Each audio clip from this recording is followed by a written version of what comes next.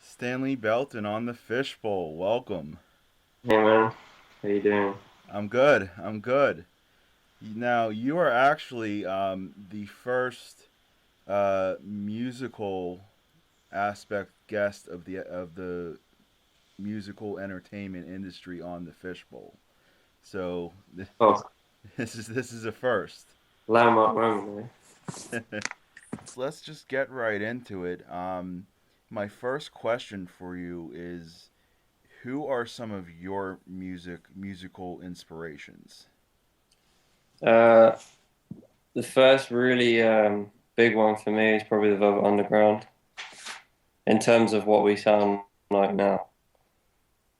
Before that, when I was younger, obviously I was really into music, but I didn't really know what I was doing until I heard that. I was probably about 15. It just, I don't know, it had quite a big effect on me, And Totally. I just something kind of clicked, and I was like, I like this kind of music. It makes sense. I want to do this. And that's It was that's it was it really was different to anything I really liked as a kid, and it was kind of strange. And I don't know. I was like, I don't know if I like this or not. I think I like. I listened to you know for like a week, and I was like, this is brilliant. So that was one of the big ones, and I got into. I think I got into the BJM probably after that because they were kind of, to me, sounded like a more contemporary version of that band. It's that same kind of thing, like same kind of vibe, and then I just kind of branched out from there and listened to everything that was related to it. The list kind of goes on, but they're big ones for me. And Spaceman 3 and Spiritualized, and probably Dylan actually. When I was very young, I loved Dylan. Yeah, they're the big ones. well. It's really interesting you say the Velvet Underground because me personally listening to your music, I'm like yes, yes, and yes. Especially with the song "Hold Me Down." Um, Yeah, that song, I'm like listening to it, and by the way, that's one of my all-time favorite songs that your band has done. And I'm listening to it, and I'm listening to like the riffs and the melody, and I am like hearing kind of like not a spitting image, but like definitely major influence of "Oh Sweet Nothing" in Hold Me Down. And my question was that what you were going for, or is that pure, you it's know? a weird one. I I wasn't really going for that at all, but it just ended up kind of. I had the chords. You know the thing in the background that kind of swirls on each Right. side. It's just a guitar that just rings. I was just doing that on its own and singing the song. And then as I started to just jam along and sort of make stuff up over the top, I ended up basically playing the riff from Heroin, and I didn't even realize. Do you know that like Yeah. kind of Yeah. guitar, and it started to kind of come together like that, and I just went with it, and that's what came out. But yeah, it's funny you say that. Yeah. I There've mean, been other times where I've kind of more had them in mind and wanted to do something in that vein, and it doesn't sound like them when it's finished. But that song kind of, yeah, it's weird, yeah. but Well, it's cool. yeah. Because the Velvet Underground again is of course one of my all-time favorite bands of Yeah, of the sure. classic rock era. I mean, there's so much in there. I mean, you know, British rock. Starting with like Zeppelin, The Who, Black Sabbath, Bowie, the Stones. I mean, they really brought a lot of influence to future generations in America. And it's interesting that those bands got their influence from the old time blues players, really, of Yeah. America. And it's just really interesting how, um, you know, different genres of music from different parts of the world influence like future generations of musicians. And the big thing that I'm starting to see, like, reoccur almost is a big, throwback to the 60s and 70s style music, just kind of like updated. But it's kind of, Yeah, for me, it's more timeless. I think that's why it works. yeah, yeah, That sound, exactly. know, when you do it today and it sounds, and you can kind of modernize it and it doesn't sound old. It just sort of, you can tell it's old when you listen to that stuff, mainly because of the recording quality. They says there's like kind of quality to it, which is really nice. But the style of songwriting and the way it's done, it seems to be, for me, it's quite timeless. You know, it doesn't have like a lot of 80s stuff. You can find some really nice songs, but they'll be horribly recorded and they've really dated badly. But for Right. me, it's this and it just, I don't know, it's a timeless sound, I think. That's why it works. Yeah, I'm in total agreement with you there. My dad would play Who's Next in the car when I was like growing up. So, for me, as far as the English bands go, from the classic rock era, the Who is probably my number one. Um, Well, but there's so many out there. I mean, I'm such a huge Black Sabbath fan. Zeppelin, the Stones. They're all just so undeniably good. And along with the American ones like Jimi Hendrix and Alice Cooper and the other big ones. But I mean, another one of my favorite English bands from the classic rock era that really kind of went under the radar was Atomic Rooster. don't know them, man. You got to check them out, man. Like it's like a combination of like Sabbath and Alice Cooper, and it's kind of like the dawn of like stoner metal. Um, Crazy percussionist, but they're really good. But another one of the songs that another one of your albums that I have to say is just again up there in my one of some of my top favorite songs of all time is Pulling Shapes off of Oh, Comatose.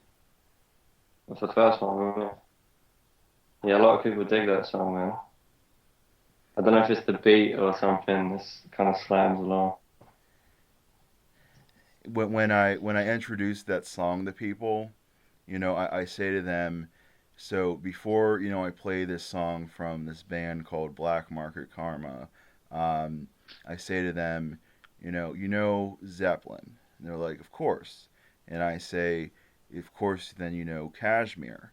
And they say, well, yeah, it's one of my favorite songs. And I'm like, then you need to check out this band and this song, Pulling Shapes, because at least to me, Pulling Shapes it's so simple, but at the same time, Yeah. it's like really impactful. Yeah, that's like that kind of sums us up, I think. I mean, When you break it down, the songs are pretty straightforward. were you trying to like I go? think most good music is, or most of the music I like is when you really break it down.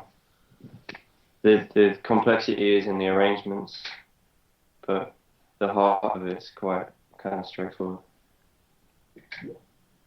I mean, were you trying to go for what Zeppelin was trying to do with Kashmir, like in the same kind of theme or whatever, or was that totally I again just can't really original? remember. I'm not really, I don't really listen to Led Zeppelin that much, if I'm honest. It's not really one Oh, of really? my things. But I can see what you mean with that song. It has that kind of Eastern sound and those big drums.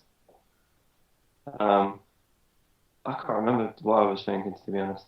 I do stuff most weeks. I'll record, and I kind of just record ideas as they come. So I sort of lose track of what I was doing. I think if I remember that song, I made up the bones of it in college when I was really young. I was probably maybe 16 or 17, and we had a loop machine, and we had some stupid assignment to like make a loop and see what we could do with it.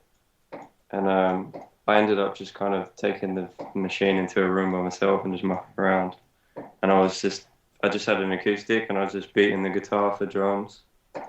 And I made that beat, and then I was thinking of like, I don't know, kind of Ravi Shankar, I suppose, like Eastern, like classical Indian music. And then I just started singing this melody over the top. And then a few years later, I went back and recorded it fully with the drum kit and the electric guitars, and it ended up kind of just coming out the way it did. But I think when I went back to record it, I was big into My Bloody Valentine, and tried to pour a little bit of that in there as well, and that's kind of, I don't know, I guess that's just how it came out. Well, again, one of my all-time So, favorite songs. I mean, it's a mean, riff. I mean, again, yeah, it's so simple but like heavy and impactful, and again, one of my favorite albums. Um, but I mean, to me personally, my favorite album that you've done so far, um, to date at least, is Easy Listening. Um, cool. th- this album, the, from song one to the final track, it is just so awesome to listen to when you have some good stuff to listen to it too, if you get my drift. Uh, and this album, when I'm introducing new people to your band, I say we need to listen to this album first. And even though it's not the first, um, the, from showing it to my friends, and they hear it, and because one of my friends is a guitarist and musician himself, and he loves coming over to hang out, because every time we hang out, I have some sort of new music to show him. And when I showed him your band, Black Market Karma, he was like, please, when are they coming to Pittsburgh? That's cool, man. I'm glad you picked that one. Yeah, I I mean, remember, I remember being pretty pleased with how that one came out myself. Because the first two albums, like for most of them, I had like finished songs in my head, and then I would wait until everything was ready and then go and record the songs as I wanted to. But when I did Easy Listening, that it was just like 12, 30, I can't remember how many tracks were on it, but there was just a bunch of ideas that were just really basic, and I had no idea what I was going to put over the top, and I just made it up as I went along. And for me, it came out better, and I've always worked that way since. I'll just go into it with the real raw bones of an idea and just fiddle around over the top of it and just make it up as it comes. So maybe that's why you picked that one. it's every track on here is just right up my alley. Um, in particular, the two songs towards the end, "Stars and Stripes" and "Neghead." Uh, those two, Yeah.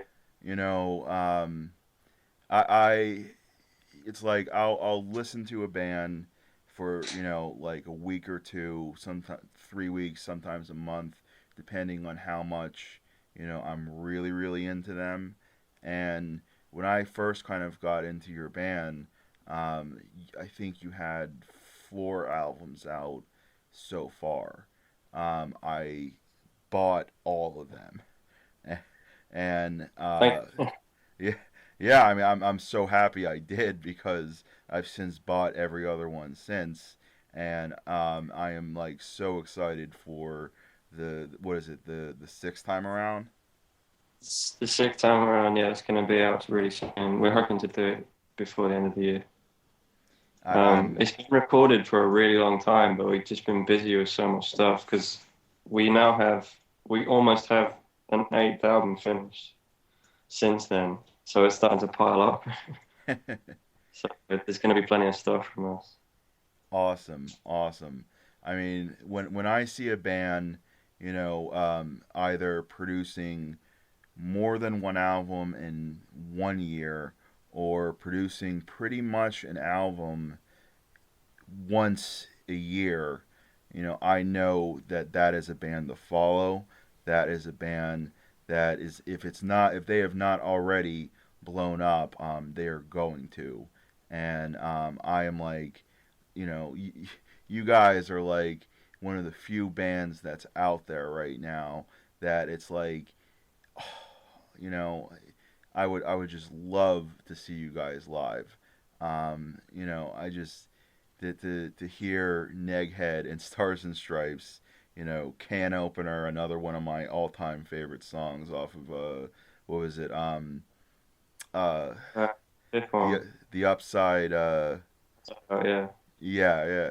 That's probably my second favorite album. I'll probably have to put Easy Listening first, that second, and Comatose third.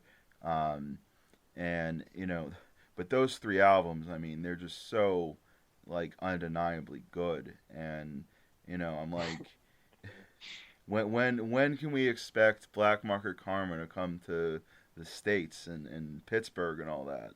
See, this is the thing. For us to come to America and do things properly, it's so hard for visas, and Hmm. you now you even have to pay tax on your shows and stuff. Like 30% of what you earn, you have to pay to the US. Oh, I that's think it's like terrible. 7 grand just to appeal for a proper touring visa. So it's kind of becoming impossible for European bands to come over, and it's a shame because it's nothing to do with the fans and the people that love to play, you know. Right. It's always the big wigs at the top. But we really want to come to the States. We were supposed to, I think it was about 3 years ago, but for the same reason, we couldn't get in. So we had to call it off. That So I sucks. don't know, man. I'd love to come and play, but it seems like it's not really a possibility at the moment. I mean, a Well, lot of bands they borrow all their gear from people there, and they go on like a holiday visa, which is okay if you're playing like one show, but we were supposed to do a tour and we were going to go through multiple states, and we just thought it was too risky, you know.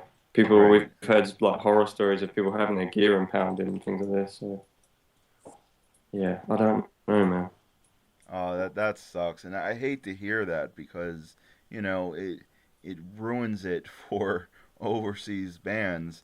And I'm not sure what the situation is for American bands coming, to Europe. But I mean, I'll tell you what. I graduate in May of next year. Yeah, I would love to take a trip out to England because it's been on the list of places to check out, and I would go there just to see you guys play. no, that'd be cool, man. It's nice to know people out there are passionate about, as passionate as we are. Yeah, I I mean, think we will to America. Maybe we'll have to do with the help of a friend's band, or I know you can arrange something. I think I can't remember what the visa is, but it's if you bring a band. If we brought a band to the UK on tour and then they brought us to America, it's kind of like inviting as a guest, hmm and then you can do it legally for a lot less money. But I'm not sure. I have to look into that stuff. you It's might just it's you might be able to get away with it with like the Dandy Warhols or something. yeah, someone that kind of vouches for you. Yeah, But it's just very strict. Like I feel like a lot of people in the US, because they're not coming in trying to get into the US to play. They're not as aware of it as us hmm because they don't really hear about it stuff. But some of the rules and the guidelines are ludicrous, man. It's crazy. that you just It's, only like reconfirm that, and it's like why? I mean, yeah, I don't know, man. it's I mean, like it's only really very, very big bands with a lot of money up front that can make it work, right. just because of the costs even to get in and to be legally allowed to tour. We wouldn't really want to do it any other way. We'd like to do it properly, so we know we can travel and stay there for a long time and do things properly. But to get the permission seems possible at the moment. But I'd love to come over. I think we will. I think it'll happen. I hope so. I hope so. I mean, me and my friend are probably some of your, biggest American fans out here, and him being a guitarist, and always wanting to listen to new stuff coming out that's like actually good, because psychedelic rock, dream pop, the whole mixture of that. Is like really my favorite genre of music. So, like a few years ago, I got to see the Dandy Warhols at a one of the local venues here, and seeing them, was like one of my all time, favorite. It probably is my all time favorite show that I've seen to date, and I've seen a lot. And the reason for that being is because they played, like where every other band today, if they do an encore, they maybe play for like 2 hours tops with the Yeah. encore. They ended up playing like, 3.5 hours. And they Yeah. actually had to be flagged down several times to like stop playing. And Yeah. it's like shows like that, is like something my dad would tell me about, from when he was growing up, when, Zeppelin and the Stones and all that, was at its height, so to see shows like that is really rare these days. Yeah. It's good. And I feel like going to see one of your shows, or bands kind of like in that genre of music, because it's still uncorrupted in a way, and I think because of that it leaves more room for independence and what Mm. artists like yourself want to do with the work, and the types of shows that they play. And unfortunately, that's I guess that's part of the reason why there's such strict guidelines with being able to tour and all that. Because it's like those bands aren't recognized as like Beyonce or um, Yeah.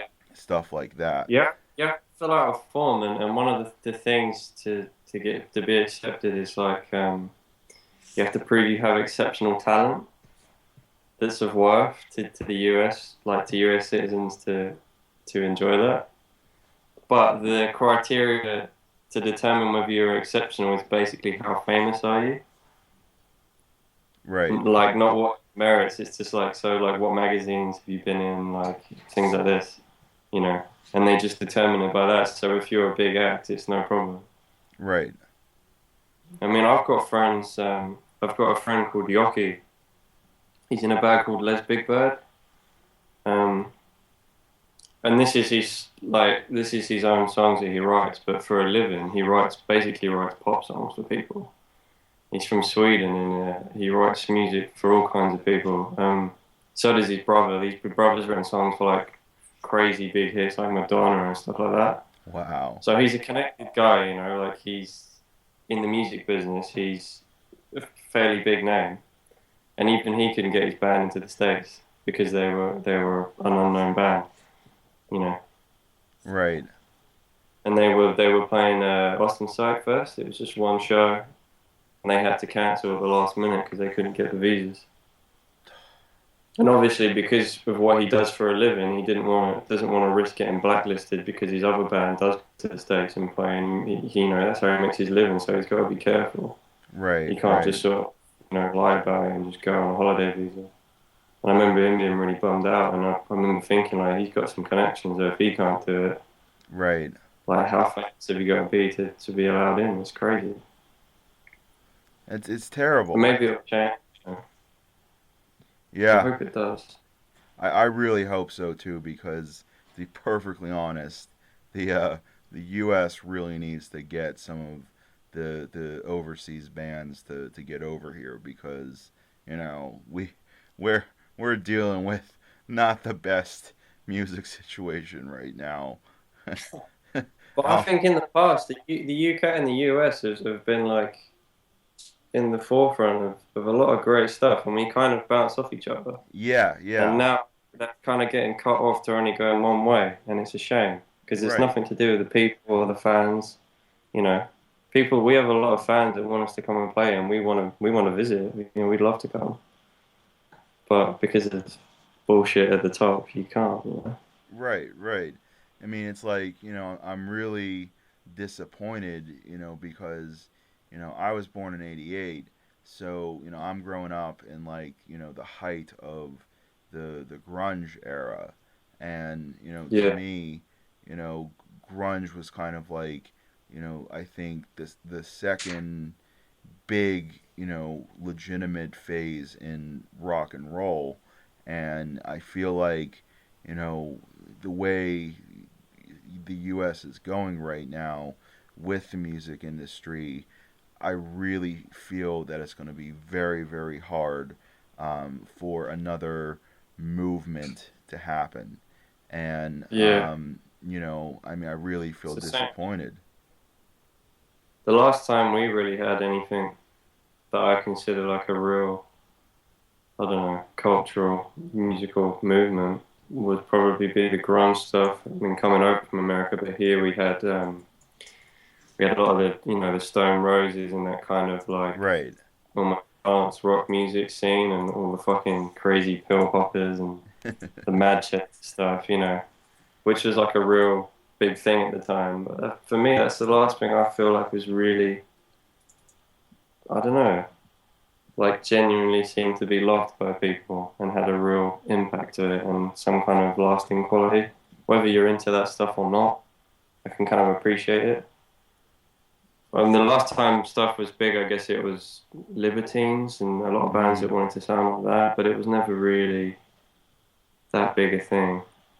I don't know, it just feels like it's not going to happen again. It's strange. yeah. It's unfortunate.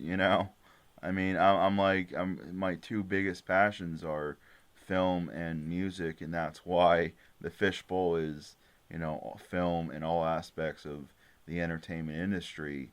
And it's just, like I'm such if I'm not going to the movies, I'm either listening to music or going to concerts.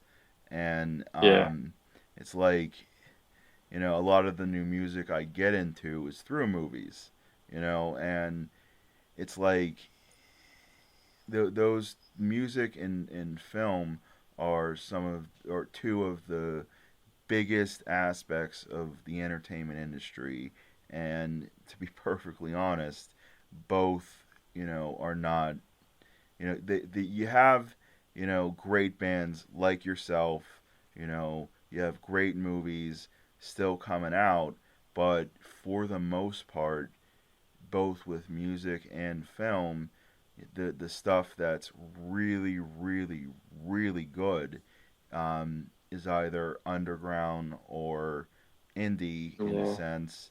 And I feel like we need to have the return of like good, music and movies to mainstream instead of, with film. That here the issue is, um, it's like they're afraid of, is it going to make money or isn't it going to make money? You yeah. know? We're living in an age of sequels, man. Yeah, You look around and you could look at your collection or say I don't know, well, any kind of current you go look at the cinema releases for the week, and pretty much everything will be a sequel or related to something from like the 80s or right. something from its heyday, and they're trying to like milk it and keep it going. So it's like they're terrified of doing something original, but it's like these films were original at one point, and they've become these massive franchises that you're like clinging on to. So like it can be done. Right. They prove it. Just stop making a sequel to it, and grow some balls, man, and do something new. Yeah, exactly. So hopefully, when I graduate and get into the film industry, sell some scripts, we'll get some more original stuff going on again.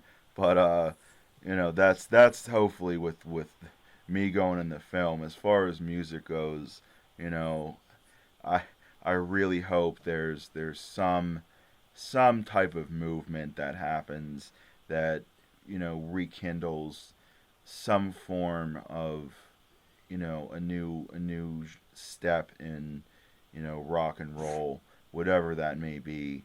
If it's the return of the 60s and 70s sound with like rock and roll, I'm all for that, cuz again, I'm hearing it a lot in your music as well as, so many other bands throughout you know since like the 60s on, influenced in your music.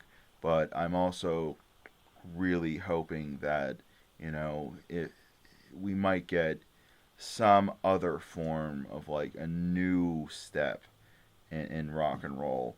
Whether that's going to be in my or your lifetime, I don't know.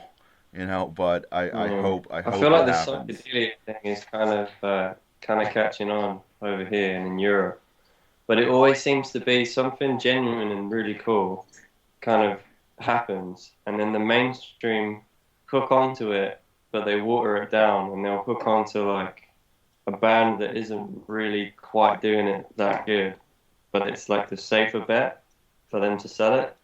So it will become big, but not properly. It won't be the real good stuff that gets big. It'll be like a kind of a hollow, almost plastic version of what it could be that gets big, and it's a shame. It's really, really frustrating, man. Like on the radio here, it's like psychedelia is this thing, and everyone's dropping that word, and it's almost become a dirty word because it isn't what it used to mean.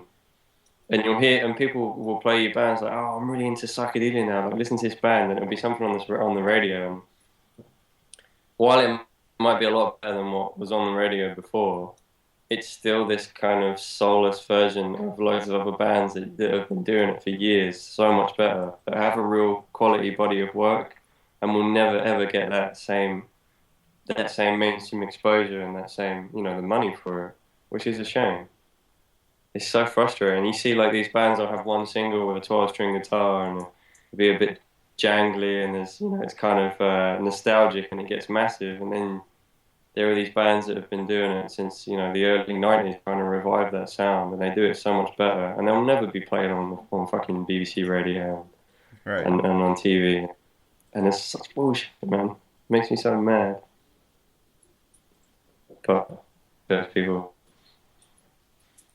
I'm just trying to stick to what we're doing, and you gotta just believe in it, I suppose, and try and not let any of that external stuff knock you back. That's why it's good talking to people like you, man, because it shows that it's working. We give our stuff away for free, and it's made it spread around the internet, and that's only in the space of a few years. And I've had people we get people telling us like we're crazy for making this many albums. You need to make one single, like make it big. It's like, no, that's all game playing with the industry and with the listeners. It's not real. Real musicians don't carry on like that. I make lots of music because I love doing it, and I have to do it. And every day I want to go and finish something. And I'm not thinking of like I need a big single for my career. And it's not a conscious thing. I'm just doing it. And when you get these people in the business that have no fucking clue about music, couldn't write a song to save their lives, and these are the people that are kind of governing how you're going to do it and how the system works for you. And it's so frustrating that these kind of soulless people that don't have a fucking clue are in control of everything. It doesn't make any sense. It And you just, doesn't. the amount of people Yeah. are just, that someone like introduce you, like, oh, this person can help you, and you'll have like a 5-minute conversation, and you want to strangle them because they just don't get it. We've had people saying like, "Oh, we can't promote you because you have too many albums." It's like, what the fuck? What? Like, what kind of bullshit is That that? And doesn't so, even. how can we market you to new fans? You're a new fan. Do you know what I mean? Like, it Right. didn't put you up. If anything, you're saying it's a plus because there's a lot of stuff to enjoy and to share, and stuff like that to me just makes me want to kill someone. It's just like just absolute bullshit. Right, like shouldn't it be like the exact opposite? You have Yeah, like all apparently these not. albums out, like that means that's like that you're like a sure thing. They know. I mean, if it were me as like a music manager and I see a band like Black Market Karma and I'm just like discovering them, and they already have 4 albums out, and I look at the release date between each one, and they're pretty much released, a year apart from each other. To me, that would say, holy shit, like we need to like sign these guys because we know, or I know, and I can tell the industry that like these guys are a sure thing, because if they can produce 4 albums, within 4 years, it's like, why wouldn't you want to hire these guys? They like they can do it. They've proven it. It's like, what the Yeah. fuck? But that's the thing. It isn't about craft anymore. It's just about having that, Right. that one song, or that, just being able to sell you in some way. And apparently selling you on your merit of what you actually are and what you're capable of doing isn't important. It's not about that. You know. I mean, pop music in the '60s, they you would still have to have someone that was writing great songs, and even back then they would write songs for people and they'd give the music a face, just like someone like Kylie. Right. But the difference was it was proper music and it wasn't just completely created out like it. They just make up famous people. They make people famous. They Yeah. just take them and right. You look all right. You've got pitch. You can sing well enough that we can like get it by people. Will accept you as a singer. Right. We're gonna give you this crap song that we're gonna make in like 2 seconds. It's gonna have the same beat as everything else, or tune you if you can't sing it, and it's just completely manufactured. They don't need to find talent anymore because they can just make it, Right. And then that and and that people are falling for it, and they can't seem to. I don't know. It's just it sucks, man. I know it does, but just know there's still people like me. There's still people like my friend, that For sure.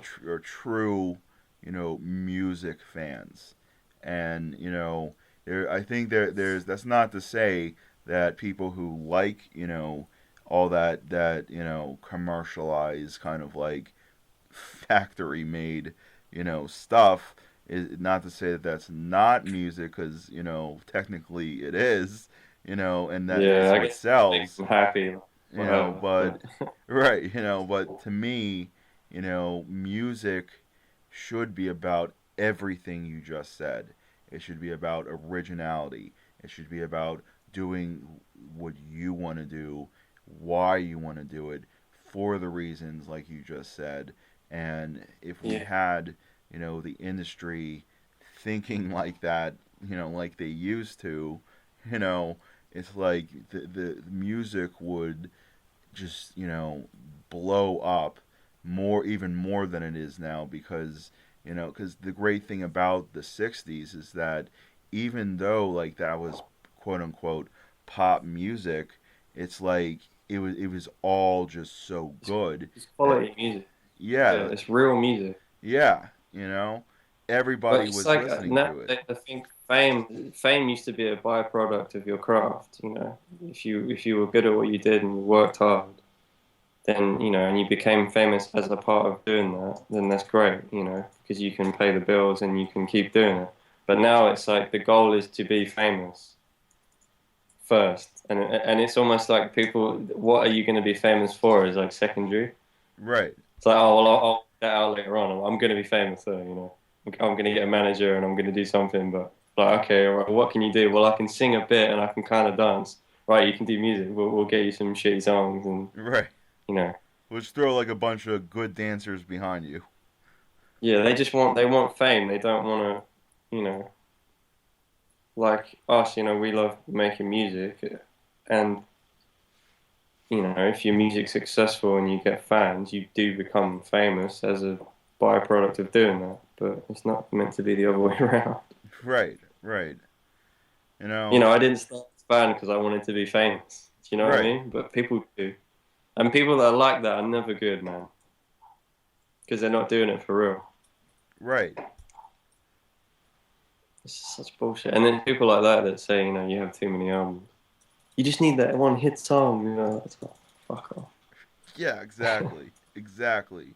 Because like, I mean, I've been getting into a lot of great bands, both from London as well as some in the U.S. that have just started to come out within the 2010s. I'm not sure if you've heard. One band is called Wand. W I W. know a band called Wands with an S, but Yeah, someone was telling me a wand the other day, yeah, it's it's but it's I can't remember who was telling me. they're from San Francisco, I think. They're the Oh, right. California area, and just like what I said about someone to pay attention to, bands to pay attention to, if they can make an album or two albums and release it in the same year. One came out in last year, 2014. They released their debut album. This year, they've released two albums so far. Another band is that's actually from the UK. I'm not sure if you're familiar with them. The Sudden Death of Stars. Yeah, I know that name. Yeah, that sounds familiar. Again, I just started to get into them. I'm trying to get them on the Fishbowl, and it's like again, you know, um, I'm hearing so much of like the '60s, especially English '60s rock, in there, and it's like there's still there's still good bands coming out, both Yeah, in the for sure. UK. Yeah, it's just harder to find it because it's so Yeah, saturated.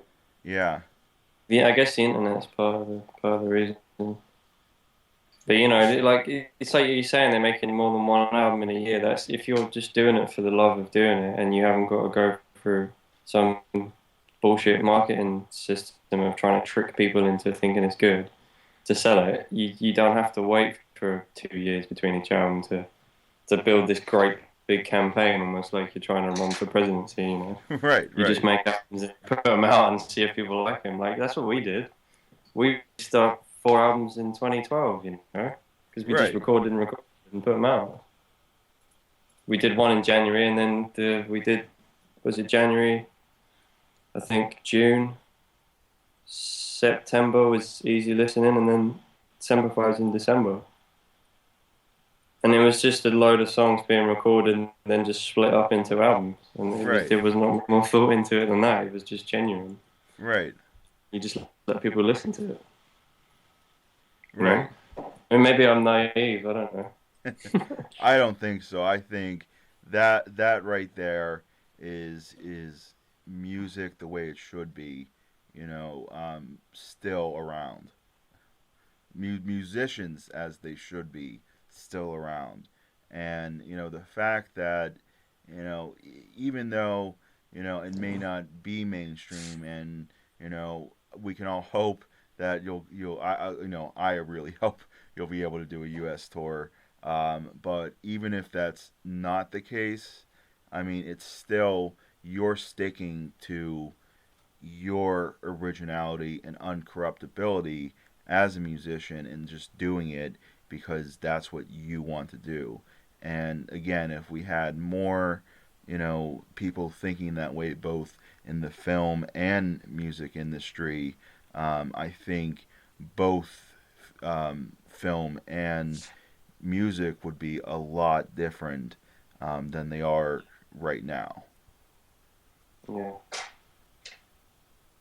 And they work so well together as well. They're tied together. Yeah, I mean, yeah, I'd like for our music to be used in a film. That'd be great. Because it's just the best match. right, When it's done right, it can be so good. The two things together. For me, a lot of time, films you could get the same scene and it could be nowhere near as good with the wrong music on it. Right? It's really important, right. which I think is quite interesting. The choices you can make for soundtrack can make all the difference to how it feels. Right. Well, I mean, like Martin Scorsese, you know, using all the great classic rock, especially the Stones, in his gangster movies. You know, Yeah, it's Um, all gonna sound better than having, I don't know, just some shitty modern day soundtrack to it. You know, if you right, get good music, it's always gonna just add an element of class to the film. Obviously, the film has to be good, but the music can only elevate it if you do it right. right. Do you know? Do you watch Boardwalk Empire? Oh yeah, The series, you know the opening theme tune. Brian Jonestown Massacre. Yeah, yeah. And straight away, like that's it's gonna add a level of quality to it because it's Yeah, just cool music. It sounds great. yeah. It's interesting because I had like just gotten into the Dandy Warhols when that show premiered, and my Yeah, friend said to me like you would like the Brian Jonestown Massacre, and I'm like, well, what's some of their stuff? Would I know? And he said, you watch Boardwalk Empire? I'm like, yeah. So what's the opening, to the show? I'm like, I yeah. have been trying to find out what that song and who that band was. Thank you for telling me. I'm going to the nearest music store to blow however much money to get everything this band has done to date. And that's exactly what I did. And I mean, I've since bought the documentary Dig, uh, Yeah. which is great, and it's, I mean, That's right. yeah, 'Cause, I don't know in the US, but over here it was a really successful film. hmm I think it was in 2003 or four, and I was bought it as a present for my birthday, or maybe Christmas when I was really young. I think I was maybe 14 or 15 when I saw it, and that's one of the reasons I got into them because I was hearing the music in the background, right, and I was like, this is someone's taken the Velvet Underground and sort of continued it. And I was right. quite naive then to that sort of music, so to me it was like, wow, this is cool, man. You know, I was very young, about 10 years ago now, but so I've been into that sort of stuff for quite a long time. I mean, I've And as much as that, it's an entertaining film, but they just completely try and slander him the whole way through, you know. But all I was doing was like, this music's great, right, and I liked that he was making lots of albums, you know, and he wasn't.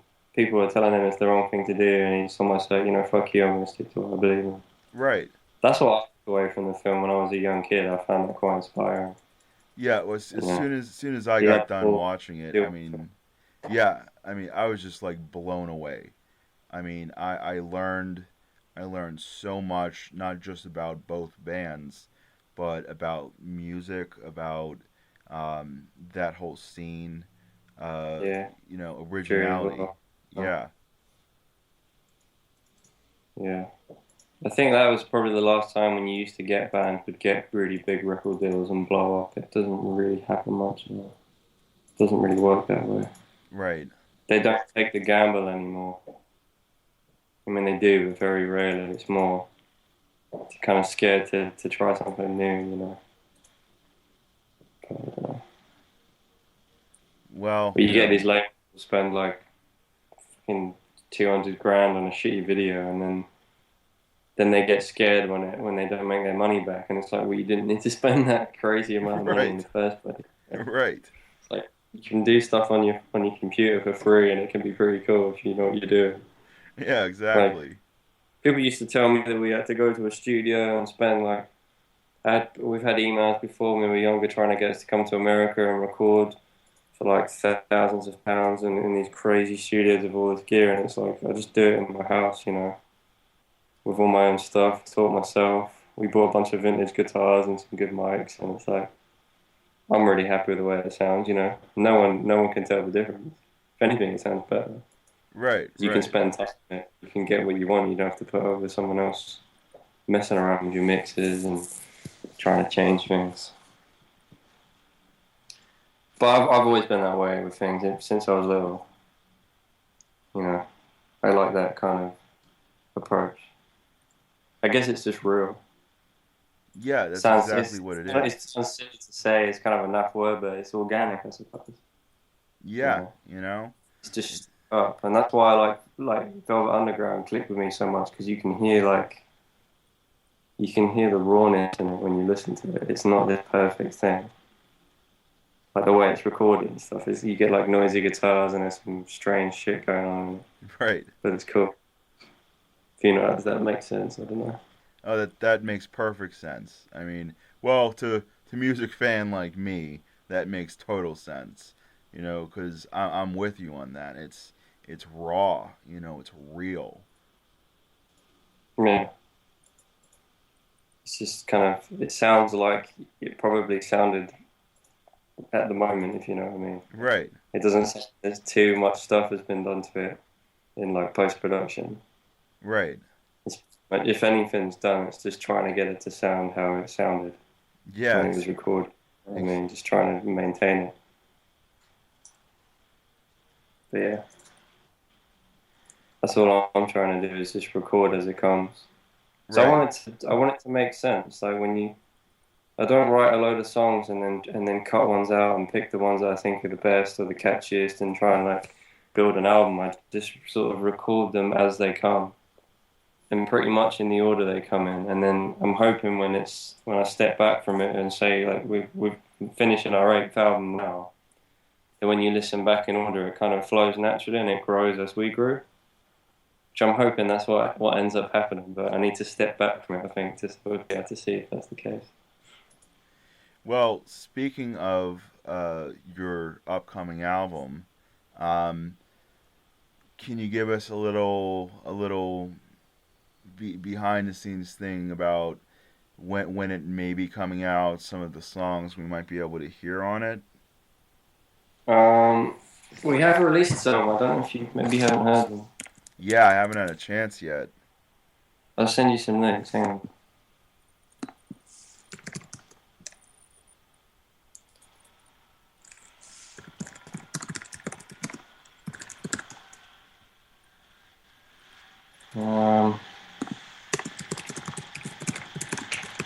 Here's the first one. This is just a teaser.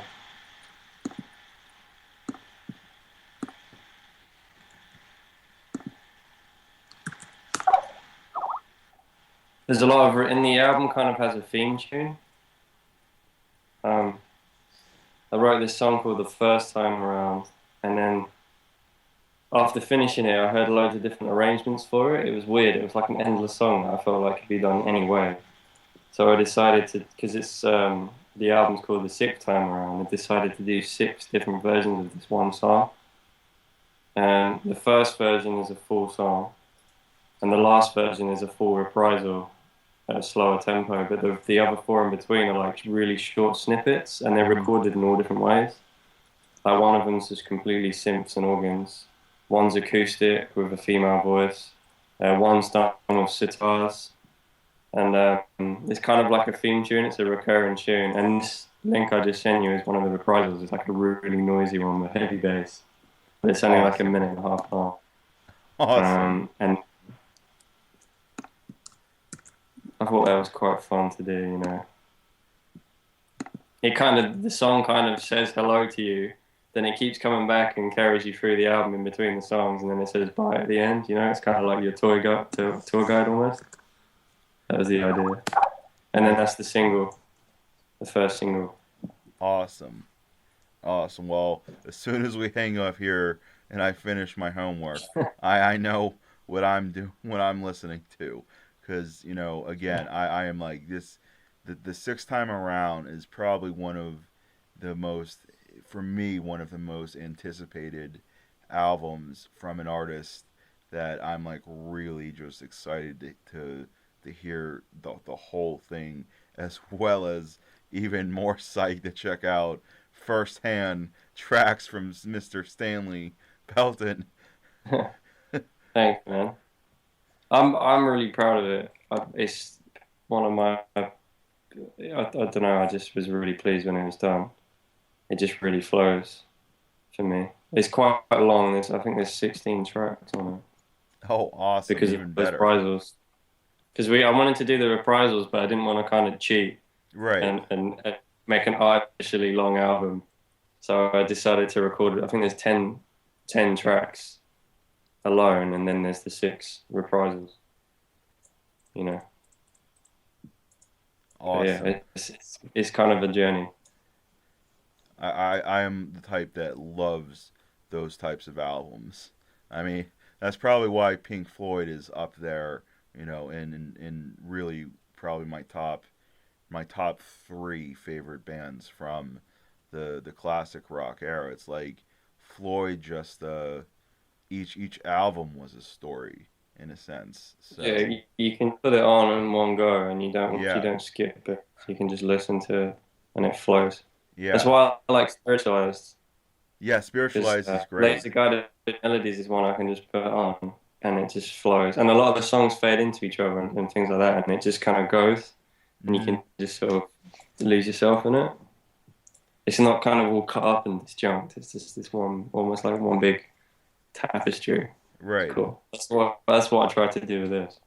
I think it works, but I am so psyched to check this out. It's not funny. you'll be able to hear it really soon, man. I'm literally like today and yesterday I've been working on finalizing the artwork so we can post it up on our site and release it. I want to say November, but I'm not 100% sure yet. It depends how the artwork goes. But yeah, it'll be Awesome. very. I mean, there's a seventh album that's already recorded and mastered. So the sixth time feels like a while ago for me, but no one's heard it yet, which is weird. So would you say we're gonna get two new Black Market Karma albums? Uh, Hopefully one towards the end of this year, and then maybe another one at the beginning. Yeah, Awesome. that's what I like to do. And then maybe another one in like spring or something. I don't know. Awesome. I mean, if That you look on my computer now, I've got the sixth time around, and then we've got the album after that, and then there's 9 songs recorded for the eighth, which is just called Eighth Album at the moment. It doesn't have a name. So yeah, there's plenty of stuff. awesome. I am so psyched to to listen to the sixth time around, then the eighth album, then the ninth that comes out in the spring, and whatever else comes from Black Market Karma. Thanks, man. I mean, Absolutely. there's probably about 50 songs that people haven't heard yet, something like that. Yeah, Awesome. I'm Well, excited to hear me too. And all I can say is please keep doing what you're doing. Just stick to everything you just said.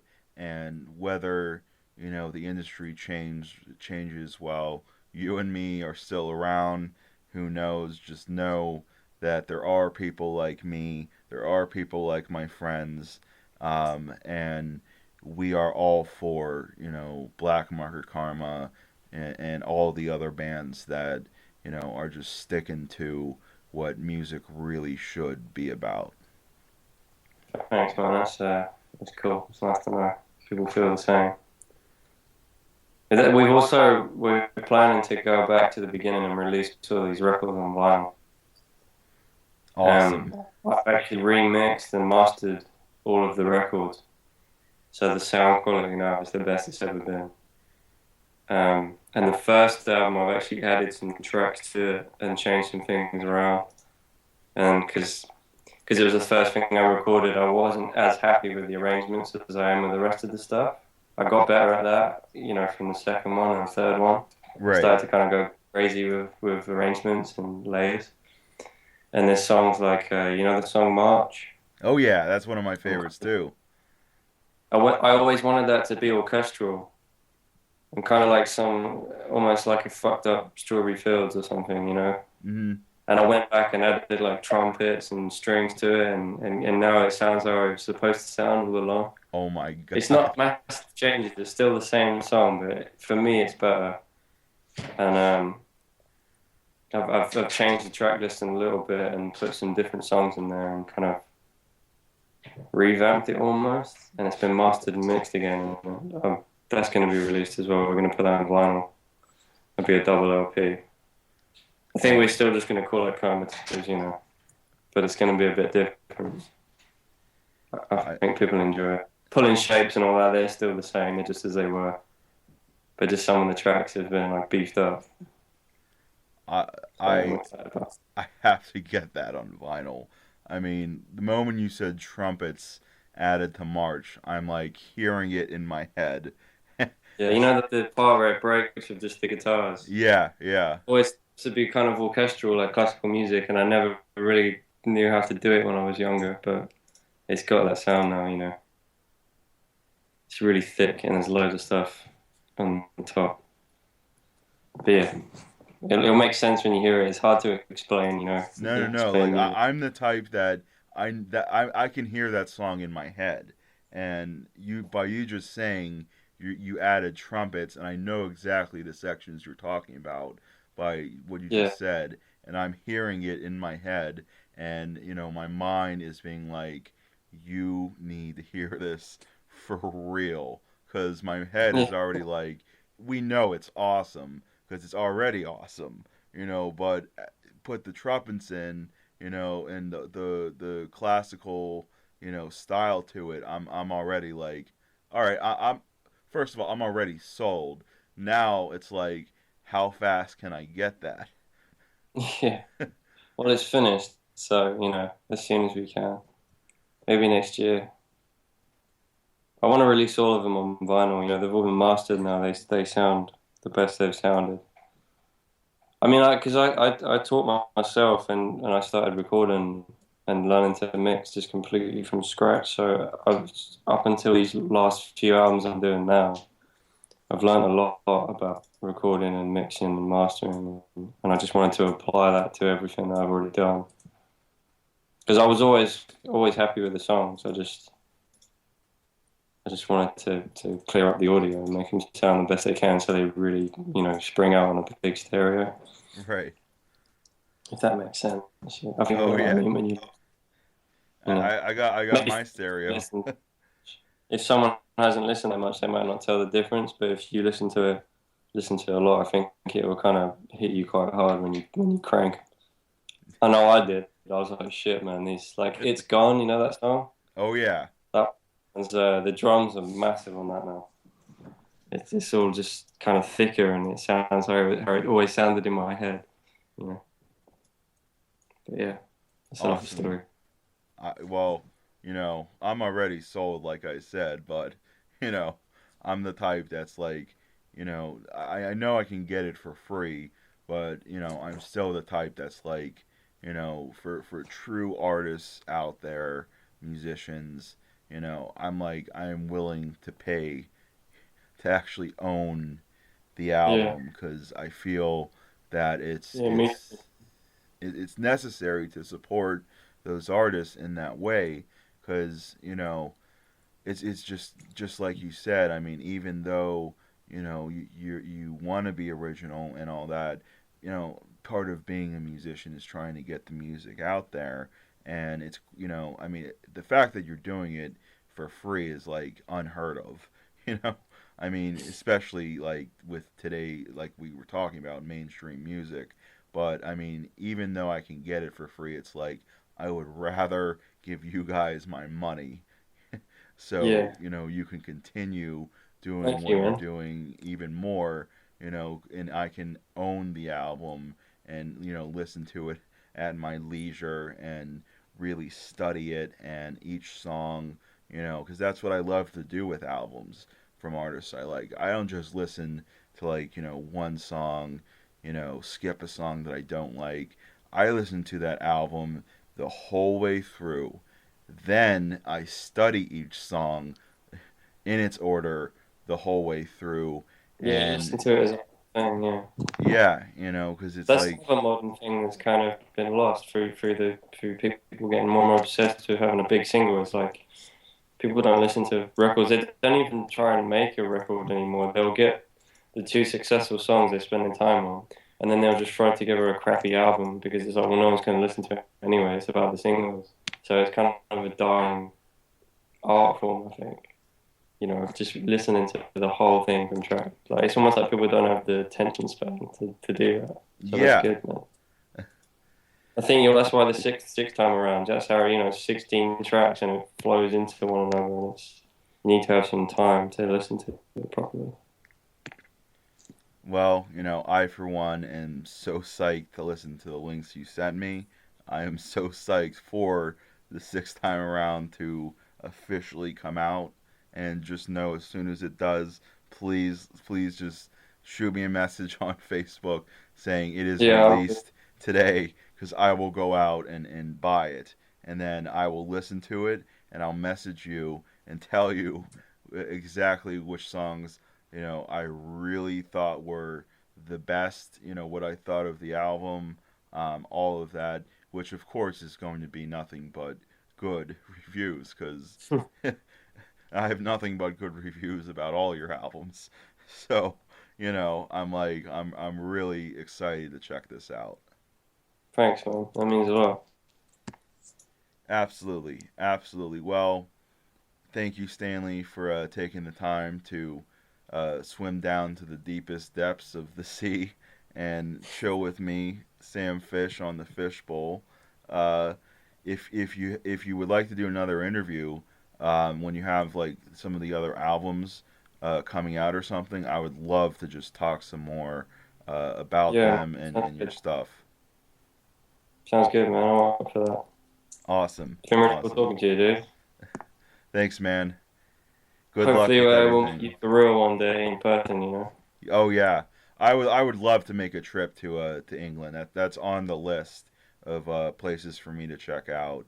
And as soon as I'm done with school in May, possibilities for overseas trips open up a lot more. So it will happen. I'm telling you that Sounds good, man. I'm coming to England. I look forward to it, man. Awesome. Me too. Me too. Awesome. Well, Stanley, again, it's been a pleasure having you on. Thank you so much again, and I look forward to talking with you more. Me too, man. It's been nice to meet you. Same here, man. Thanks a lot. Have a good one.